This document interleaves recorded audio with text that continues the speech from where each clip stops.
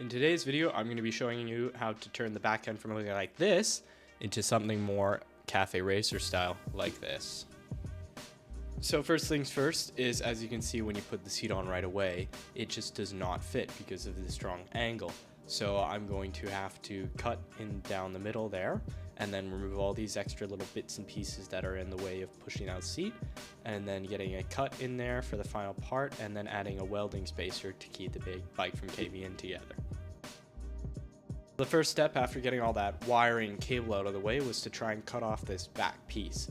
So this was holding the back part of the bike together, and I needed to get it off cleanly because I was going to reuse it on the next part of the build. So the chosen tool was using this very good battery operated Dremel.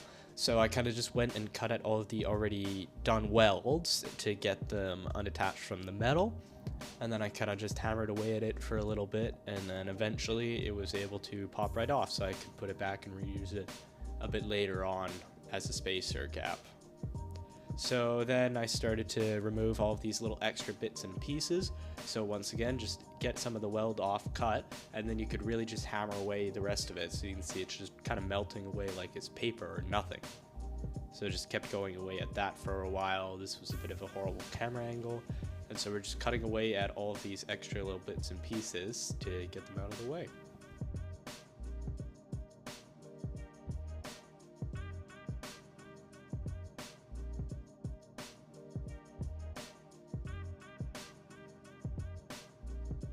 After getting all of these little bits away, it was time to get the suspension off. So removing the suspension would help, kind of just open up the space to be able to cut it off. So I got it off on both sides, and then I realized I can just take off the entire wheel. And then here we're just trying to get all of the wiring out of the way so that it doesn't get damaged during the welding process. The reason for getting rid of the wheel, as you can see now I'm taking the bandsaw against it, is to cut off the marker point. Is that if during the welding process, if anything falls down onto the wheel, it would melt the rubber and just cause a whole lot of damage, even these sparks from the cutting process. So I lined it up equal on both of the sides, and I kind of just spent a while cutting there, and then eventually after getting both down, it kind of just fell down by itself. So now with all of that out of the way, I've put, as you can see, I put the bolt spacer back right onto the back there, and I'm just welding here. So for a while it took me a minute just to make sure it was all secure, and because I'm also a beginner at welding, I kind of just went through, got it melted on there in all of the different points, getting an arc going and just overall connecting every single bit.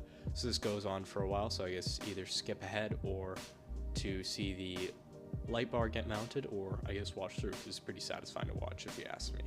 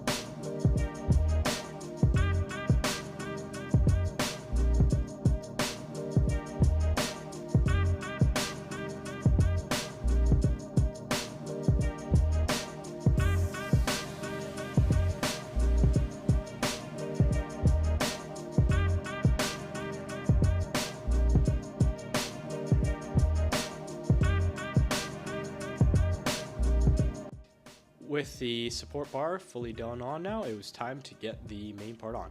So I did a couple of tap welds to kind of just get it held up there, just not fully secured.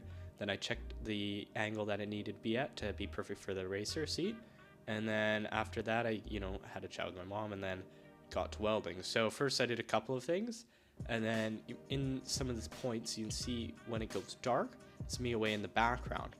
So the method I used was that because it was pretty thin metal and it was a bit hot, so it was melting through the main bit, is I would go and here, I didn't get a good angle of it, but I would cut away small pieces of extra metal from the rest of the bike. Like when I was taking off those little bits that were in the way, I reused some of those, and I kind of just stuck them in between there, and then they got right into, keep it welded together. So those extra supports gave the bike much more stability. And so after, this was I guess it was 8 o'clock at night, I was just trying to get it done. And so I'm welding, and I managed to get most of it good and done. So there we go. As a little bonus clip, this is me testing how strong my welds were. And I could literally lift the entire back end of the bike with no problem, so definitely secure. So now, with the welds done, it was time to kind of just sand and clear away all that extra bit and crap. And despite the weld being strong, it just did not look very good and would not be visible. So here I am preparing some Bondo and kind of just filling over the area to make it just look that little bit cleaner. Because even though it was secure and perfectly good, there were some gaps and just overall was not a great, close together, despite it being still secure. So here I'm just kind of sanding away all the extra Bondo. I had to do a second layer because the first one didn't really work that well. And then with the second layer done, I painted it black, and then here's how it looks. Spray paint, that's it fully covered there on both sides.